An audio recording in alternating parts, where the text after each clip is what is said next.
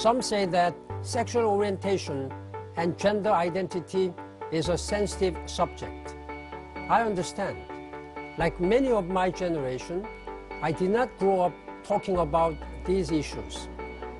But I learned to speak out because lives are at stake, and because it is our duty under the United Nations Charter and the Universal Declaration of Human Rights to protect the rights of everyone, everywhere, with a pattern of violence and discrimination directed at people just because they are gay, lesbian, bisexual, or transgender.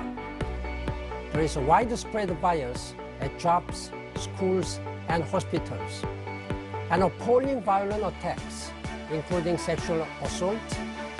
People have been imprisoned, tortured, even killed. To those who are lesbian, gay, bisexual, or transgender, let me say, you are not alone.